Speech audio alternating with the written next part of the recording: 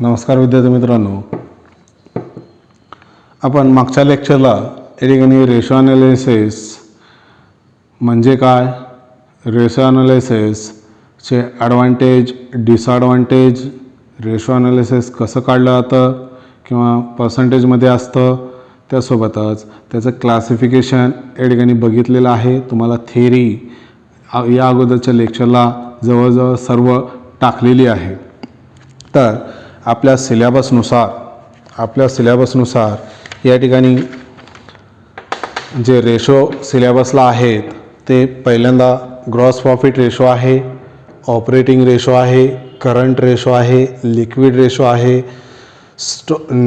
Date to equity ratio आहे, stock turnover ratio आहे, operating ratio आहे, डेटर्स टर्नओव्हर रेशो आहे, क्रेडिटर्स टर्नओव्हर रेशो आहे, कॅपिटल गिअरिंग रेशो आहे आणि return to capital employed ratio.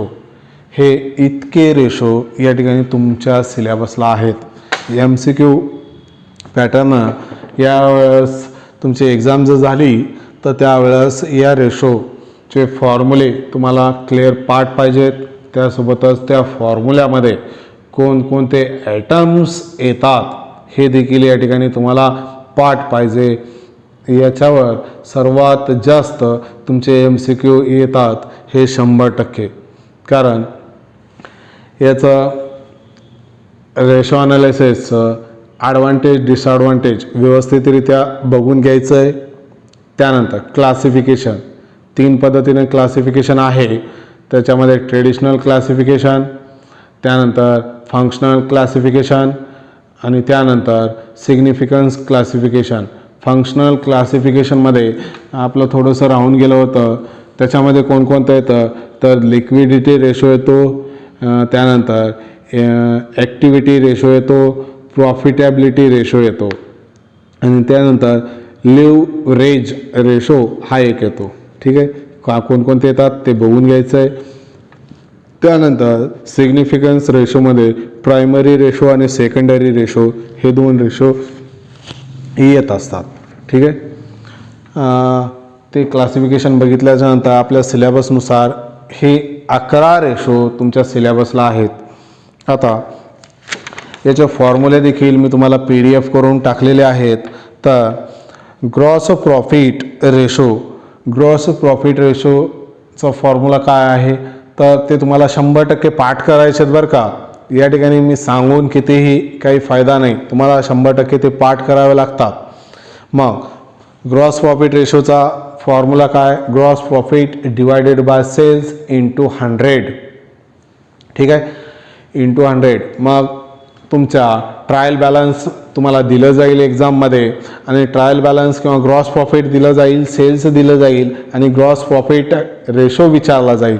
तर त्यावेळेस ग्रॉस प्रॉफिट रेशो काढायचा आहे तर ते इंटू 100 आहे. Gross profit divided by cells into 100. मग इंटू 100 म्हटलं की याचं आन्सर हे पर्सेंटेजमध्ये येतं. ठीक आहे, याचा आन्सर पर्सेंटेजमध्ये येतं. त्यानंतर ऑपरेटिंग रेशो आहे. ऑपरेटिंग रेशो काढायला त्याचा फॉर्म्युला काय, cost of goods sold plus operating expenses divided by net sales into 100. Cost of goods sold plus operating expenses divided by net sales into 100. आता मग या ठिकाणी अगोदर आपल्याला कॉस्ट ऑफ गुड्स सोल्ड काढायचं आहे. तर कॉस्ट ऑफ गुड्स सोल्ड काढायचं झालं तर त्याचा फॉर्म्युला काय आहे तर कॉस्ट ऑफ गुड्स सोल्ड याचा फॉर्म्युला काय सांगतोय, cost of goods sold plus operating expenses divided by net sales into 100 हा फॉर्म्युला आहे. याचा आन्सर पर्सेंटेजमध्येच येणार आहे. ठीक आहे, आता हे कॉस्ट ऑफ गुड्स सोल्ड काढण्याचा एक फॉर्म्युला आहे. मग तो फॉर्म्युला काय तर कॉस्ट ऑफ गुड्स सोल्ड हे शॉर्टमध्ये लिहितोय मी, तर सेल्स मायनस ग्रॉस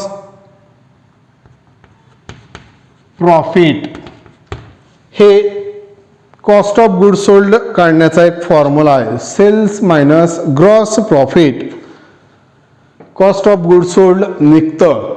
ठीक आहे. किंवा एक मार्ग दुसरा कॉस्ट ऑफ गुड सोल्ड काढण्याचा, बरं का, कॉस्ट ऑफ गुड सोल्ड काढण्याचा दुसरा एक मार्ग, हा फॉर्म्युला जर लक्षात येत नसेल तर त्यावेळेस हे ट्रेडिंग अकाउंट दिले तुम्हाला, त्यावेळेस ह्या ट्रेडिंग अकाउंटची ग्रॉस प्रॉफिट सोडून डीआर साईडची बेरीज करायची टोटल. त्याच्यामधून इकडचं जे क्लोजिंग स्टॉक आहे, क्लोजिंग स्टॉक ते मायनस करायचं. म्हणजे पुन्हा एकदा रिपीट करतोय, ट्रेडिंग अकाउंटचं डीआर साईडची ग्रॉस प्रॉफिट सोडून टोटल करा, त्याच्यातून क्लोजिंग स्टॉक वजा करा, त्यावेळेस तुम्हाला कॉस्ट ऑफ गुड सोल्ड मिळतं. या पद्धतीने टॅली करून बघायचं. आणि कॉस्ट ऑफ गुड सोल्डचा हा एक फॉर्म्युला आहे, सेल्स मायनस ग्रॉस प्रॉफिट, तुमचं कॉस्ट ऑफ गुड सोल्ड निघून जातं. ठीक आहे. त्यानंतर दुसरा भाग आहे ऑपरेटिंग एक्सपेन्सेस. ऑपरेटिंग एक्सपेन्सेस मध्ये काय काय येतं,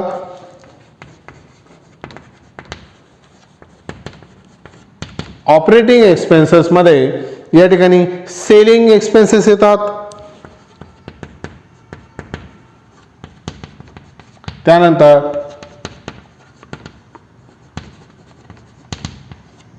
डिस्ट्रीब्युशन एक्सपेन्सेस येतात, त्यानंतर ॲडमिनिस्ट्रेटिव्ह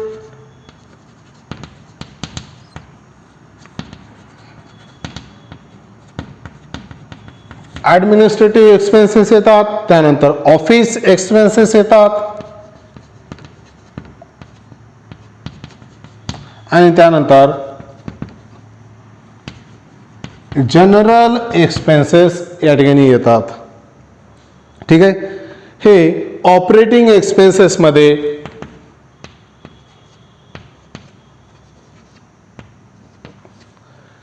येतात. ऑपरेटिंग एक्सपेन्सेस मध्ये सेलिंग एक्सपेन्सेस मध्ये कोणते, ॲडव्हर्टाइजमेंट, त्यानंतर सेलिंगवर जे काही खर्च केले जातात ते या ठिकाणी येतात असं आपल्याला म्हणता येतात. त्यानंतर डिस्ट्रीब्युशन एक्सपेन्सेस, वितरणासाठी, म्हणजे सेल्स झाल्याच्या नंतर त्याच्या घरापर्यंत जे काही खर्च असतील पोहोचवण्याचे ते, किंवा गॅरंटी वॉरंटी जे आहेत ते डिस्ट्रीब्युशन खर्चमध्ये येतात. ॲडमिनिस्ट्रेटिव्ह एक्सपेन्सेस म्हणजे व्यवस्थापनासंबंधी जे काही खर्च आहेत ते या ठिकाणी खर्च या ठिकाणी येतात. ऑफिस एक्सपेन्सेस म्हणजे ऑफिसशी संबंधित स्टेशनरी असेल, त्यांचं वेतन असेल, सॅलरी असेल, हे या ठिकाणी येतात. आणि जनरल एक्सपेन्सेस देखील या ठिकाणी तुमच्या ऑपरेटिंग एक्सपेन्सेसमध्ये येतात. मग हे या ठिकाणी आपल्याला माहिती पाहिजे कोणकोणते येतात.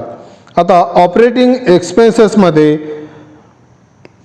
या गोष्टी कव्हर ऑफ होतात, ह्या 4-5 गोष्टी.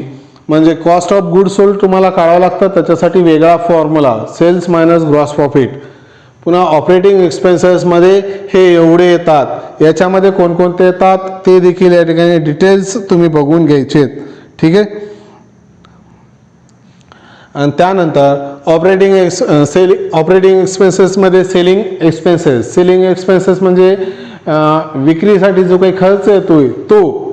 डिस्ट्रीब्युशन एक्सपेन्सेस, विक्री झाल्याच्या नंतर ग्राहकांच्या घरापर्यंत जे काही माल पोहोचवण्यासाठीचा खर्च आहे तो. ॲडमिनिस्ट्रेटिव्ह, व्यवस्थापनाशी संबंधित खर्च. ऑफिस एक्सपेन्सेस, जनरल एक्सपेन्सेस, हे मिळून ऑपरेटिंग एक्सपेन्सेस होत असतं असं आपल्याला म्हणता येतं. या पद्धतीनं हे तुम्हाला सोडवायचं आहे.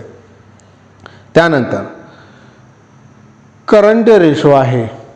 करंट रेशो, तर करंट रेशोमध्ये काय काय येतं ते एकदा बघून घ्यायचं आहे. करंट रेशोचा फॉर्म्युला काय, current assets divided by current liability. मग करंट असेट्समध्ये काय काय येतं, कॅश इन हँड, त्यानंतर कॅश ॲट बँक, त्यानंतर debtors, bills receivable, closing stock, prepaid expenses, unexpired expenses, advance paid, त्यानंतर लूज टूल्स, त्यानंतर मार्केटेबल सिक्युरिटी, बुक डेप्ट. हे इतके या ठिकाणी करंट असेट्समध्ये येतात.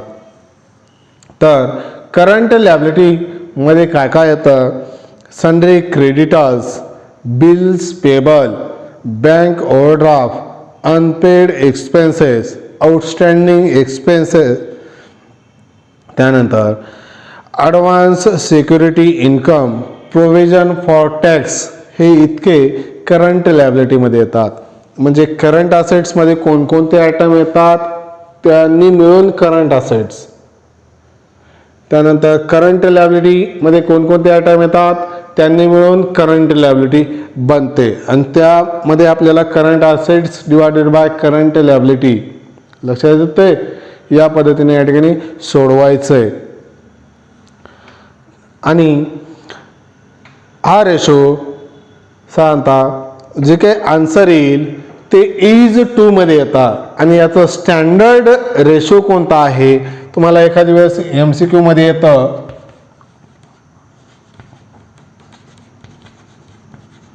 स्टँडर्ड रेशो कोणता आहे तर 1:1 हा करंट रेशोचा स्टँडर्ड रेशो आहे. म्हणजे करंट असेट्स आणि करंट लॅबिलिटी सेम असतील त्यावेळेस तुमचा आन्सर 1:1 येतं. आणि त्यावेळेस तुमचा तो स्टँडर्ड रेशो या ठिकाणी मानला जातो किंवा ग्राह्य धरलं जातं. आता त्यानंतर लिक्विड रेशो आहे. लिक्विड रेशोला दुसरे काही नावं आहेत, quick ratio, acid test ratio. हे बघून घ्यायचं आहे. मी तुम्हाला थेरीमध्ये व्यवस्थित दिलेलं आहे, पुस्तकाची थेरी त्यामध्ये बघून व्यवस्थित घ्यायचं आहे. तर लिक्विड रेशोचा फॉर्म्युला काय, liquid assets divided by liquid liability. ठीक आहे. आता लिक्विड असेट्स म्हणजे नेमक्या कोणत्या, तर ज्या करंट असेट्स आहेत त्याच्यामधून फक्त क्लोजिंग स्टॉक आणि प्रीपेड एक्सपेन्सेस हे वजा करायचं. पुन्हा एकदा रिपीट, लिक्विड असेट्स काढायचंय तर त्याला करंट असेट्समधून क्लोजिंग स्टॉक आणि प्रीपेड एक्सपेन्सेस हे वजा करायचं तर तुम्हाला लिक्विड असेट्स भेटतात. ठीक आहे, लक्षात राहील ह्या दोनच गोष्टी. आणि लिक्विड लॅबिलिटी काढायचं आहे तर करंट लॅबिलिटीमधून फक्त बँक ओव्हरड्राफ्ट हे वजा करायचं आहे. बँक ओव्हरड्राफ्ट वजा करायचं म्हणजे घ्यायचं नाही, म्हणजे लिक्विड लॅबिलिटी तुम्हाला मिळून जाते आणि याचं तुम्ही आन्सर काढू शकता. ठीक आहे. त्यानंतर आहे debt to equity ratio. Debt to equity रेशोचा फॉर्म्युला काय, external liability divided by internal liability. आता एक्सटर्नल लॅबिलिटी कोणती आणि इंटरनल लॅबिलिटी कोणती हे तुम्हाला ओळखता आलं पाहिजे. किंवा त्याचा दुसरा formula outsider fund divided buy shares holder fund हा देखील फॉर्म्युला बनवू शकतो.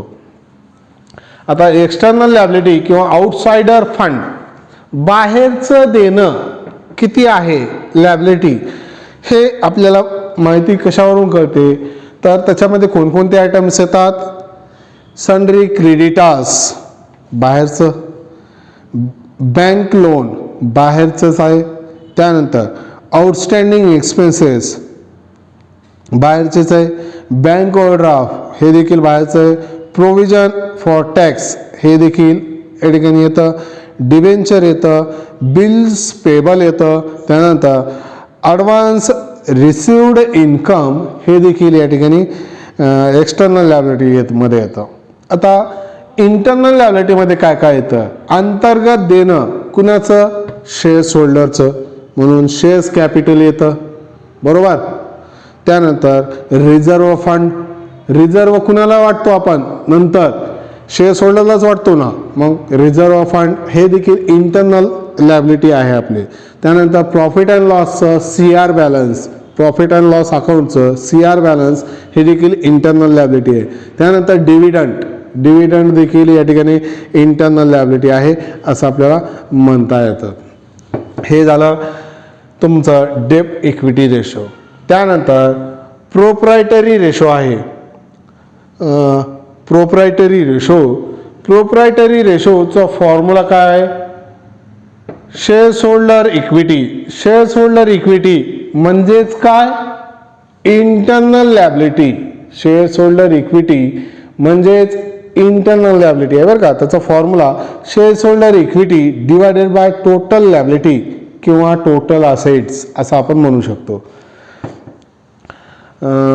तर प्रोप्रायटरी रेशोचा फॉर्म्युला बघतोय, त्यामध्ये shares holder equity divided by total liability किंवा टोटल असेट्स हे येतं. तर शेअर्स होल्डर इक्विटी म्हणजे इंटरनल लायबिलिटी बरं का, ते आपण डेब्ट टू इक्विटी रेशोमध्ये बघितलेलं आहे, हे कॉमन होतं. त्यानंतर debtors turnover ratio. Debtors turnover रेशोचा formula bills debtors plus bills receivable divided by credit cells.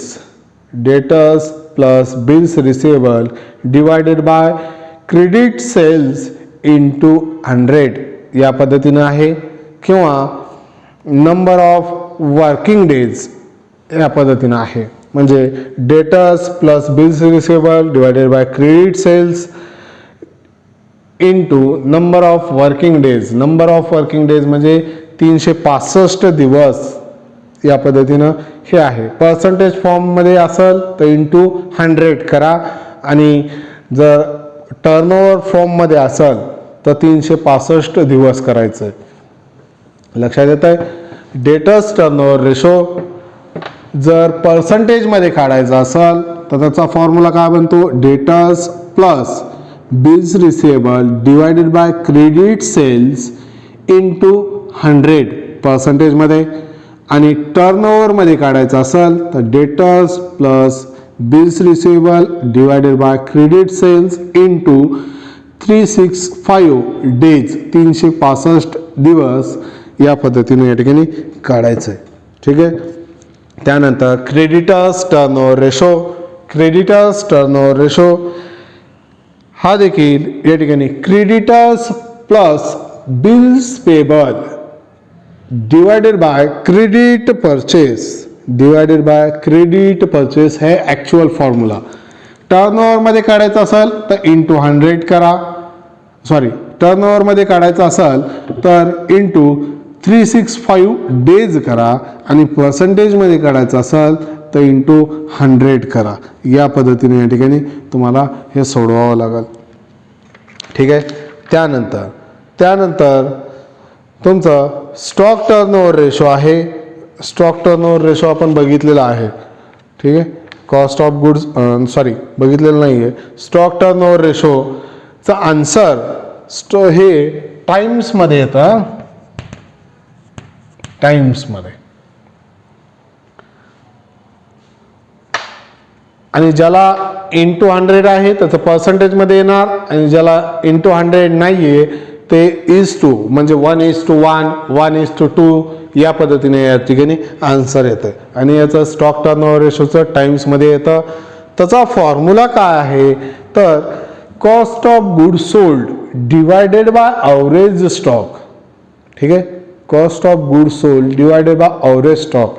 आता कॉस्ट ऑफ गुड सोल्ड काढायचा त्याचा फॉर्म्युला आपण बघितला, sales minus gross profit cost of good sold निघतं. ठीक आहे. Divided by average stock. Average stock म्हणजे त्याचा फॉर्म्युला काय, opening stock plus closing stock divided by 2. हे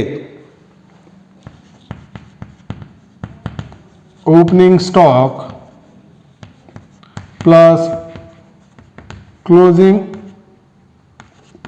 stock divided by 2 याच्यानं average stock होतं. स्टॉक कोणते असतात? दोनच, ओपनिंग आणि क्लोजिंग या पद्धतीनं. मग हे दोन स्टॉक भागिले 2 आहे. ठीक आहे, याच्यावरून ॲव्हरेज स्टॉक आपल्याला मिळतं. स्टॉक टर्नओव्हर रेशोचा फॉर्म्युला काय? Cost of goods sold divided by average stock. Cost of goods sold काढायचं आहे तर त्याचा फॉर्म्युला हा सेल्स मायनस ग्रॉस प्रॉफिट. ठीक आहे, कॉस्ट ऑफ गुड्स सोल्ड निघालं म्हणजे अंश निघाला तर छेद काढायचा आहे तर ॲव्हरेज स्टॉक. ॲव्हरेज स्टॉकचं अगोदर काढून घ्यायचं, opening stock plus closing stock divided by 2.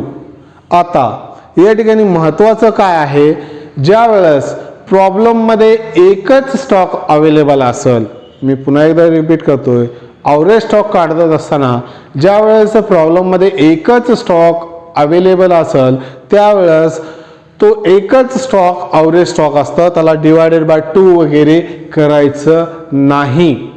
लक्षात राहील, डिवायडेड बाय 2 करायचं नाही आहे. म्हणजे प्रॉब्लेममध्ये फक्त ओपनिंग स्टॉक आहे तो डायरेक्ट ॲव्हरेज स्टॉकच असतो, किंवा क्लोजिंग स्टॉकच आहे तो डायरेक्ट या ठिकाणी ॲव्हरेज स्टॉक असतो. ज्या वेळेस दोन्ही अवेलेबल असतील प्रॉब्लेममध्ये त्यावेळेस या ठिकाणी त्याचं डिवायडेड बाय 2 करून ॲव्हरेज स्टॉक काढलं जातं. ठीक आहे, हे स्टॉक टर्नओव्हर रेशोचं झालं. त्यानंतर return on capital employed ratio, त्यालाच return on capital employed ratio, त्यालाच आपण return on fund employed ratio असं देखील म्हटलं जातं. तर त्याचा फॉर्म्युला आहे net profit before tax into fund employment net profit before tax divided by fund employment into 100 या पद्धतीने हा फॉर्म्युला आहे. फंड एम्प्लॉयमेंट म्हणजे फिक्स्ड असेट्स असं देखील ग्राह्य धरलं जातं. ठीक आहे, आणि नेट प्रॉफिट बिफोर टॅक्स म्हणजे नेट प्रॉफिट दिलेला आहे त्याच्यामधून तुम्हाला टॅक्स बिफोर करायचं आहे, म्हणजे टॅक्स वजा करण्याच्या अगोदर. म्हणजे समजा नेट प्रॉफिट आहे इथं आणि टॅक्स पण दिलेला आहे त्याच्यावरी, ते वजा करून नेट प्रॉफिट आला असेल तर त्याच्यामध्ये ते नेट प्रॉफिट ॲड करायचं. पुन्हा एकदा रिपीट, प्रॉफिट अँड लॉसचं अकाउंट दिलं आहे, त्या अकाउंटमध्ये नेट प्रॉफिट पण आहे आणि इन्कम टॅक्स पण आहे, आणि इन्कम टॅक्स वजा करून तुमचं नेट प्रॉफिट या ठिकाणी दिला असेल तर त्यावेळेस ते नेट प्रॉफिटमध्ये इन्कम टॅक्स ॲड करावं लागतं, तेव्हा ते बिफोर होतं. लक्षात येतं, बिफोर करायचं झालं म्हणजे वजा करण्याच्या अगोदर ते ॲड करावं लागेल.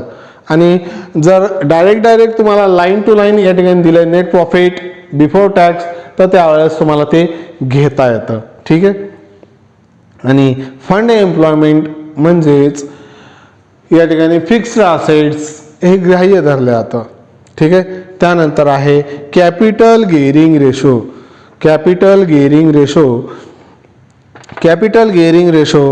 तर fixed assets bearing security divided by equity shares capital into 100.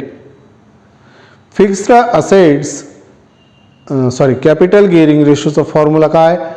Fixed interest bearing securities divided by equity shares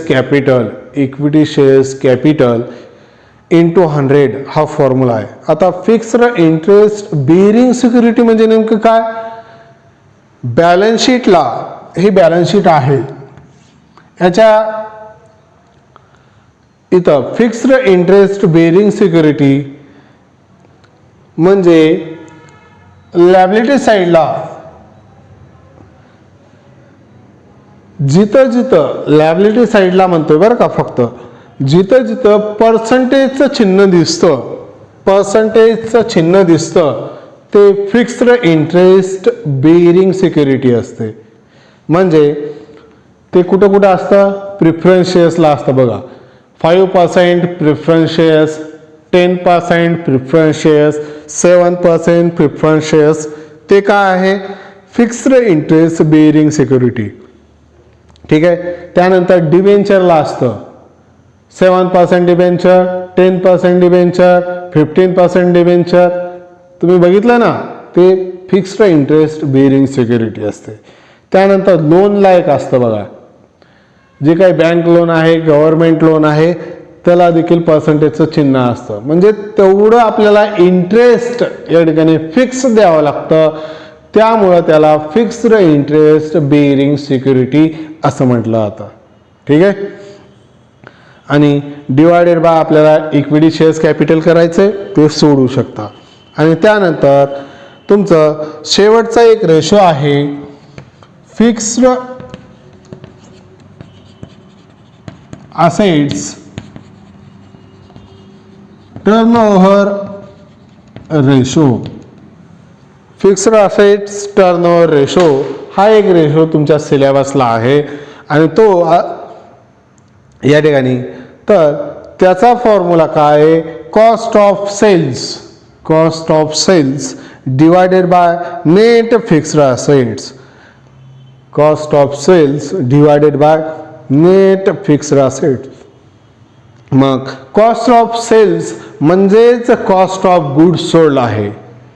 cost of sales म्हणजेच कॉस्ट ऑफ गुड्स सोल्ड आहे. मग कॉस्ट ऑफ गुड्स सोल्डचा फॉर्म्युला काय, सेल्स मायनस ग्रॉस प्रॉफिट हा आहे. तर divided काय, net fixed assets. Net fixed assets म्हणजे फिक्स्ड असेट्समधून या ठिकाणी डिप्रिशिएशन तुम्हाला वजा करावं लागतं, त्यावेळेस नेट फिक्स्ड असेट्स या ठिकाणी तुम्हाला मिळतात. हे एवढं पाठ असेल तरच तुम्हाला प्रॉब्लेम सोडवता येतं. कशामध्ये काय आहे हे क्लिअर या ठिकाणी माहिती पाहिजे. तुम्हाला व्यवस्थितरित्या थेरी वाचावी लागेल, फॉर्म्युले पाठ करावे लागेल. फॉर्म्युल्यामध्ये काय येतं हे क्लिअर पार्ट असेल तरच हा चॅप्टर तुम्हाला येतो, अन्यथा येत नाही. ठीक आहे. यानंतरच्या लेक्चरला आपण प्रॉब्लेम प्रत्यक्षात बघू. ठीक आहे. धन्यवाद.